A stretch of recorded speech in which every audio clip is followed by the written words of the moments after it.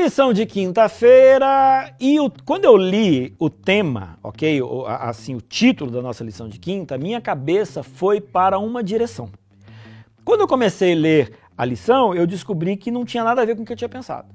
Mas eu queria compartilhar com vocês o que eu pensei. Olha só, pastoreando o pastor.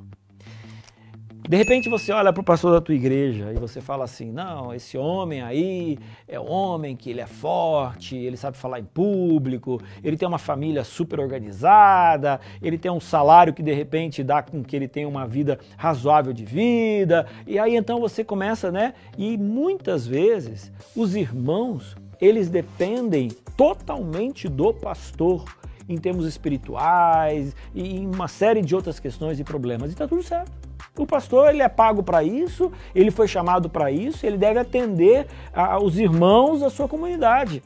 Só que eu queria fazer um apelo para você. Pastoreie o seu pastor.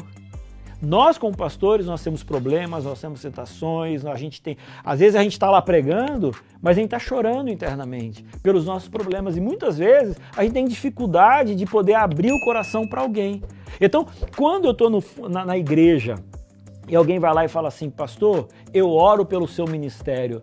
Amigo, esse negócio parece que explode no meu coração de alegria, de felicidade. Por quê? Porque normalmente as pessoas vêm falar assim, pastor, você pode orar por nós?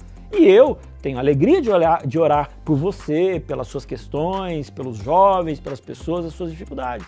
Mas a gente como pastor também precisa ser pastoreado.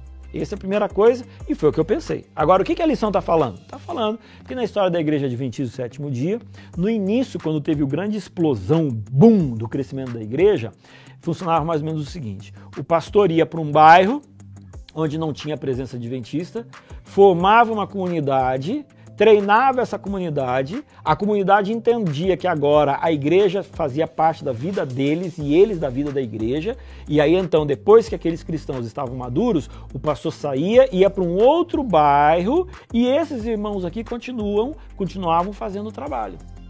É assim que funcionava no passado. Hoje em dia, as igrejas elas estão muito dependentes do pastor. Ah, o pastor tem que pregar, o pastor tem que decidir, o pastor tem que correr atrás, o pastor tem que dar estudo bíblico, o pastor tem que fazer isso, tem que fazer aquilo. E às vezes os nossos queridos irmãos estão assim bem tranquilos. Não, isso é coisa do pastor. Não.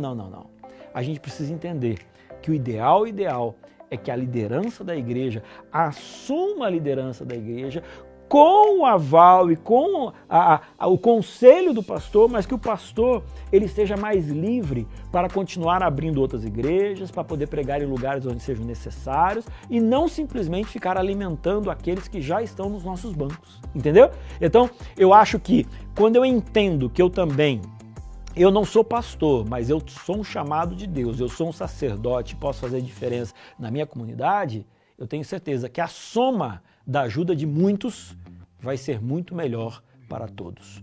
Então que Deus possa abençoar a sua igreja, a sua comunidade e se sinta chamado. Dependa do pastor, apenas um conselho, mas a ação vai para a ação.